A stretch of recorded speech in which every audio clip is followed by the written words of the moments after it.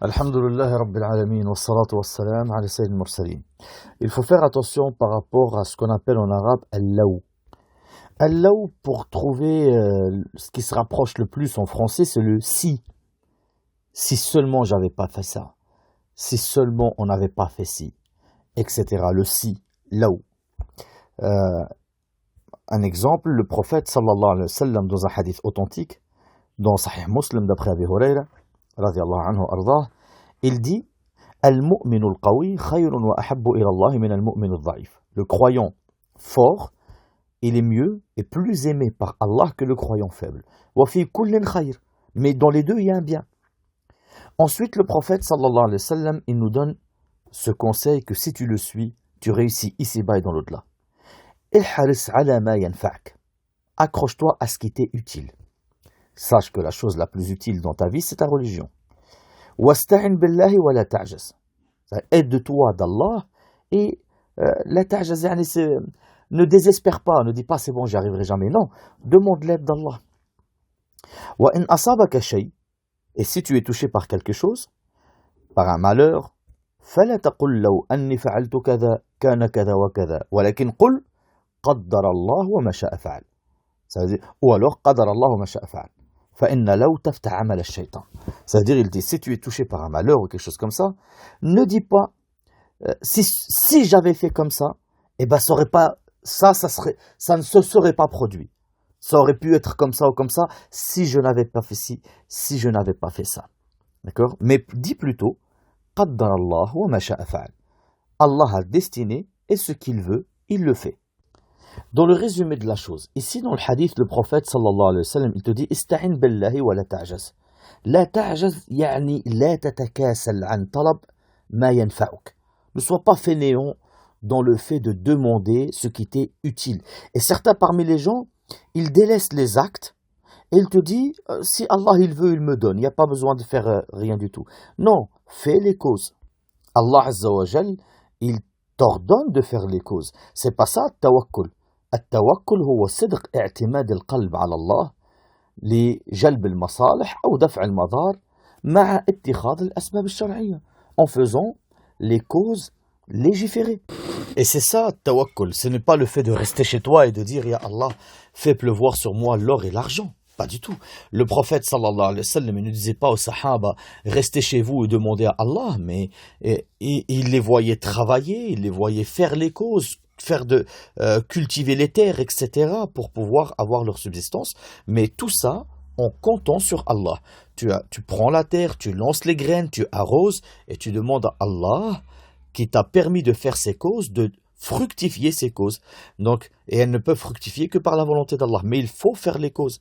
Certains vont te dire, oui, mais regarde, le prophète sallallahu alayhi wa sallam dit, لو توكلت على الله لرزقك كما يرزق الطير. Si tu comptes réellement sur Allah, Allah t'aurait donné ta subsistance comme l'oiseau.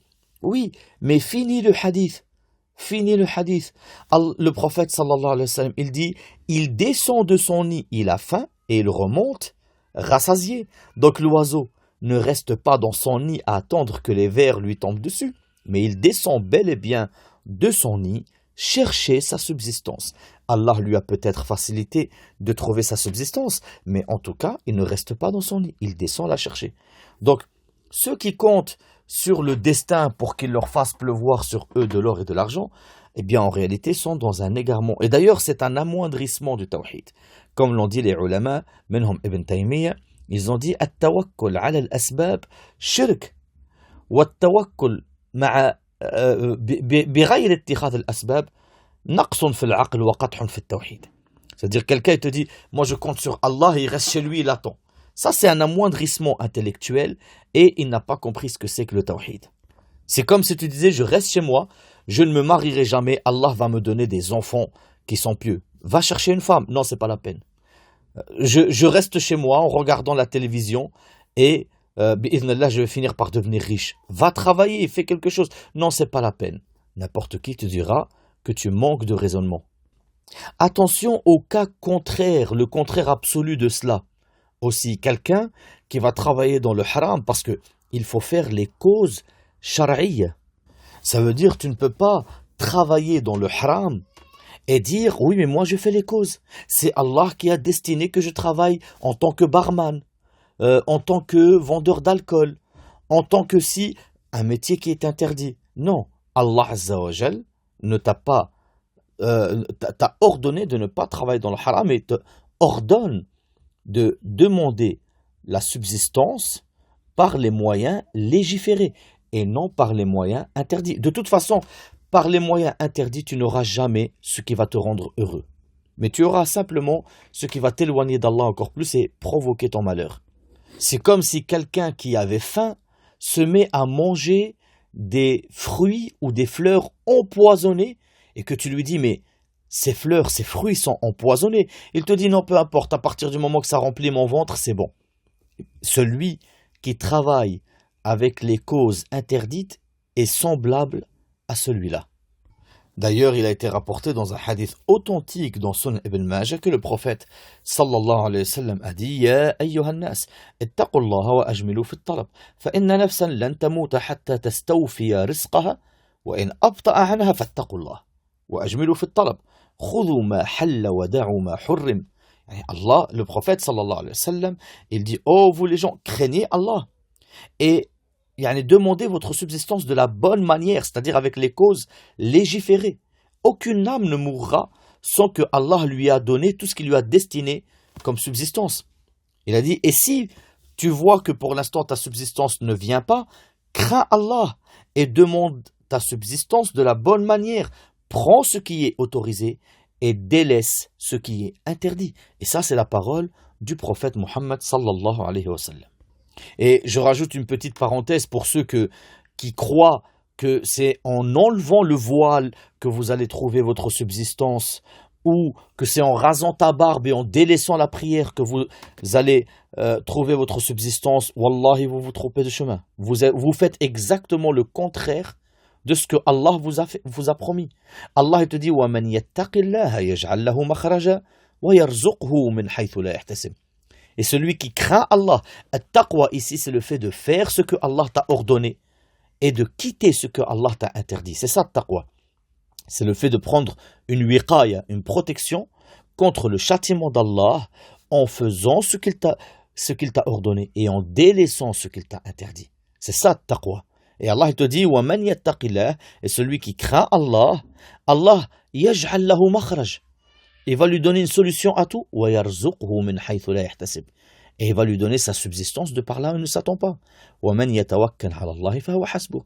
Et celui qui compte sur Allah, c'est-à-dire en prenant les causes légiférées, Allah lui suffira. Donc, Allah te facilitera tout en réalité. Si tu vas vers ce qui satisfait Allah, n'oublie pas que c'est Allah qui donne. N'oublie pas que c'est Allah qui donne. وَمَنْ يَتَّقِ اللَّهَ يَجْعَلْ لَهُ مِنْ أَمْرِهِ يُسْرًا. Et celui qui craint Allah, Allah lui facilitera toutes choses. Et n'aie pas peur de la pauvreté. Tu peux patienter sur la faim, entre parenthèses.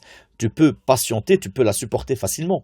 À patienter sur cette faim meilleure que toi et moi, le prophète Mohammed sallallahu alayhi wa sallam. Mais quoi qu'il arrive, ta subsistance, tu l'auras. Et même, elle te réclame. Dis-toi que ta subsistance te réclame. Et le prophète sallallahu alayhi wa sallam, il dit « Inna rizq la yatlubu al-abda akthara mimma yatlubuhu ajaluh » Ta subsistance, elle te demande, elle te réclame, plus que la mort, elle te réclame.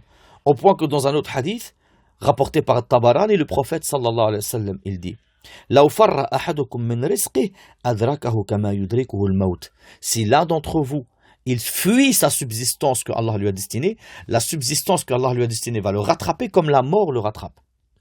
Un jour, on pose la question à un savant. On lui dit, oui, mais si on m'enferme dans une pièce, non, sans porte ni fenêtre, comment ma subsistance va m'atteindre?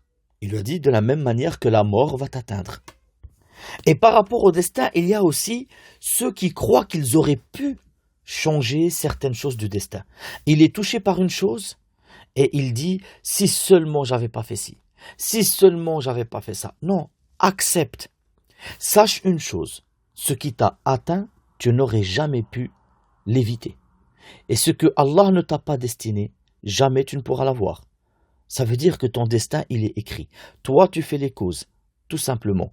Et en aucun cas, tu dois avoir du regret par rapport à une chose qui t'a été destinée. Si seulement j'avais pas fait ci, si seulement j'avais pas fait ça.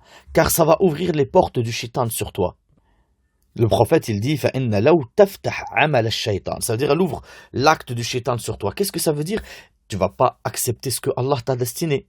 Tu vas commencer à te plaindre. Pourquoi moi? Pourquoi lui, il a? Moi, j'ai pas. Et ça va t'enlever la patience. Tu vas plus patienter. Ça va t'enlever la porte de la tristesse aussi. Tu vas être triste, tu vas pas accepter. Alors que tu sais que ça m'a touché. قَدَّرَ اللَّهُ وَمَا شَاءَ فَعَلَ. Allah a destiné ce qu'il veut le fait. J'aurais jamais pu l'éviter. Je me suis marié, j'ai divorcé, j'ai subi. قَدَّرَ اللَّهُ وَمَا شَاءَ فَعَلَ. C'était destiné. C'était destiné. J'ai subi un accident, je suis dans un fauteuil. Alhamdulillah, c'était destiné. Peut-être que ce fauteuil va être une cause d'un grand bien pour moi. Et combien, wallah, étaient accrochés à la dunya et se sont retrouvés dans un fauteuil roulant et ils ont dit, maintenant on peut plus sortir, on va essayer de faire quelque chose d'intérieur. Tiens, on va essayer de lire. Et ils ont commencé à lire les livres, à lire le Coran et ils sont devenus des étudiants en sciences islamiques. Avancés, masha'Allah. Peut-être Allah te ferme une porte pour t'en ouvrir beaucoup d'autres. Donc, je te raconte une histoire, par exemple, à l'époque de Hassan ou Hussein, les deux petits-fils du prophète Mohammed sallallahu alayhi wa sallam. Il y avait un soldat, il est tombé du toit. Et en tombant du toit, il s'est cassé, brisé les deux jambes. Alors un savant passe par là-bas, lui dit « Khair, Inch'Allah ». C'est un bien, Inch'Allah. Le soldat lui dit « Mais quel bien y a-t-il à se briser les deux jambes? Quel bien ?» Alors, le savant part. Quelques jours plus tard, ce soldat reçoit une lettre de son roi qui lui ordonne de tuer le petit-fils du prophète Mohammed sallallahu alayhi wa sallam. Il a dit en lisant la lettre, je le dis, ma peau elle a frémi. Je tue le petit-fils du prophète, comment? C'est l'enfer qui m'attend. Comment? Alors le soldat, il envoie une lettre à son roi et lui dit, oh mon bon roi, eh bien, je suis tombé du toit, j'ai les deux jambes brisées. Le roi envoie quelqu'un vérifier, effectivement, le soldat avait les deux jambes brisées. Alors le roi lui dit, c'est bon, on t'exonère de cet acte. Dis-toi que le savant qui lui avait dit khir incha'Allah auparavant est passé quelques jours plus tard. Le soldat l'appelle, lui a dit, oh, Yashir, oui, sache que la meilleure chose qui m'est arrivée dans ma vie, c'est le fait que je me suis brisé les deux jambes. C'est ce qui m'a empêché de tuer le petit-fils du prophète Mohammed sallallahu alayhi wa sallam, qui m'aurait valu l'enfer. Parce que s'il avait dit au roi, non, je refuse, le roi l'aurait fait exécuter. Donc c'était soit il se fait tuer, soit il tue le prophète et c'est l'enfer. Le petit-fils du prophète, c'est l'enfer. Tu vois ce que je veux dire? C'est que peut-être que toi, tu crois que c'est un mal ce qui t'est arrivé. Mais en réalité, c'est peut-être un grand bien. Et c'est pour ça que Allah te dit وَعَسَى أَن تَكْرَهُ شَيْءٍ وَهُوَ خَيْرٌ لَكُمْ وَعَسَى أَن تُحِبُّوا شَيْئًا وَهُوَ شَرٌّ لَكُمْ وَاللَّهُ يَعْلَمُ وَأَنْتُمْ لَا تَعْلَمُونَ. Peut-être vous allez détester une chose alors que c'est un bien pour vous. Et peut-être vous allez aimer une chose alors que c'est un mal pour vous. Allah sait. Et vous ne savez pas. Par conséquent, si tu es touché par un mal, ne dis pas là où. Alhamdulillah. Si il y a quoi que ce soit, demain tu vas passer au tribunal. Demain tu vas passer sur le lit d'hôpital. Demain tu vas passer dans quoi que ce soit. Sache que tu n'auras pas plus ni moins que ce que Allah t'a destiné. Apaise-toi. Toi tu fais les causes pour être préservé et le reste compte sur Allah. Et ne dis pas si tu es touché par une chose, si seulement j'avais fait, si seulement j'avais pas fait, cela ne sert à rien. Attention à une chose, le laou, le si, on va l'appeler le laou, il n'est pas haram dans toutes les circonstances. Le fait de dire si j'avais su, c'est pas haram dans toutes les circonstances. Là, le laou qui est haram qu'on est en train de parler, c'est le laou qui va à l'encontre du destin. À l'encontre du destin. Il n'accepte pas le destin ou il va à l'encontre du destin. Que ça soit quelqu'un qui dit « si seulement j'avais pas fait ça, il ne me serait pas arrivé ci ». Ou alors quelqu'un qui te le dit « ah tu vois, si tu m'avais écouté, il ne serait pas arrivé ça ». Ça aussi c'est haram, même si c'est quelqu'un d'autre qui le dit. Tu vois, si tu m'avais écouté, t'aurais eu ci. Ou si tu m'avais écouté, t'aurais pas eu ça. Non, c'était destiné. Allah il dit dans le Coran Ya ayyuhalladhina amanu la takunu kalladhina kafaru wa qalu li ikhwanihim idha dharabu fil ard aw kanu ghuzza law kanu indana ma matu wa ma qutilu. Oh vous les croyants, ne soyez pas comme ceux qui ont mécru et ils ont dit à leurs frères quand ils sont sortis pour la guerre, tu vois s'ils nous avaient écoutés, Et s'ils étaient vers nous, eh ben, ils ne seraient pas morts, ils ne seraient pas fait tuer. Et ici, en fait, ils sont en train de partir contre ce que Allah il a destiné. D'accord? Là où ata'ouna ma qutilu. Ils vont d'ailleurs contre la charia et ils vont contre ce que Allah a destiné. D'accord? Pareil, le là où par rapport à la tristesse, etc., ça rentre dedans. Si seulement j'avais pas fait, etc. C'est exactement ça l'ouverture de la porte du shaitan. Le là où peut être aussi utilisé par rapport au fait que quelqu'un, il fait le péché, il va boire l'alcool, il va faire un meurtre carrément, il va te dire, oh, si Allah il voulait pas que je le tue, ben, je l'aurais pas tué. Et il prend ça comme excuse. En aucun cas c'est une excuse. En aucun cas. Allah Azza wa Jal a destiné, il a tout destiné, mais Allah il t'a interdit le meurtre. Allah il t'a interdit de boire de l'alcool.